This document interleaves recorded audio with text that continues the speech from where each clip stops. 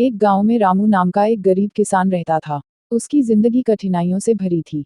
रामू के पास थोड़ी सी जमीन थी, जहां वह मेहनत करके फसल उगाने की कोशिश करता था। मगर कई बार बेमौसम बारिश और सूखे की वजह से उसकी फसलें खराब हो जाती और उसकी मेहनत बेकार चली जाती। इससे उसका परिवार भूखा प्यासा रह जाता था।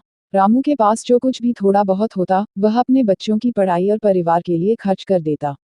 वह अपने बच्चों को अच्छी शिक्षा देना चाहता था ताकि उनके भविष्य में वो कठिनाइयों का सामना न करना पड़े जो उसने की थी। लेकिन उसकी आर्थिक स्थिति इतनी कमजोर थी कि वह बच्चों की पढ़ाई के लिए पैसे नहीं जुटा पाता था। रामू ने कई बार गांव के बड़े जमींदार से मदद मांगी, लेकिन उसने कभी भी उसकी मदद नहीं की। एक दिन रामू बहुत निराश होकर खेत में बैठा सोच रहा था कि क्या उसकी मेहनत और सपनों का कोई मतलब नहीं है। तभी एक बूढ़ा साधु उधर से गुजरा और रामू को उदास देखकर उसके पास आया। साधु ने रामू से उसकी परेशानी पूछी और रामू ने अपनी सारी कहानी साधु को सुना दी। साधु ने मुस्कुराते हुए कहा, बेटा, जीवन में संघर्ष का मतलब यह नहीं है कि तुम हार जाओ। कठिनाइयां हमें मजबूत बनाती हैं।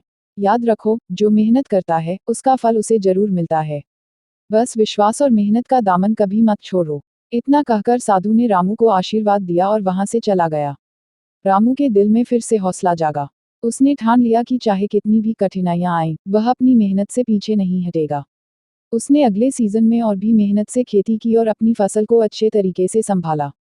इस बार उसकी मेहनत रंग लाई और उसे फसल में अच्छा मुनाफा हुआ।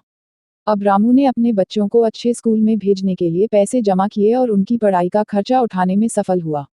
उसने यह भी सीखा कि मेहनत और धैर्य से कुछ भी हासिल किया जा सकता है। अर्थात इस कहानी से हमें यह सीखने को मिलता है कि चाहे जिंदगी में कितनी भी मुश्किलें आएं, हमें कभी हार नहीं माननी चाहिए।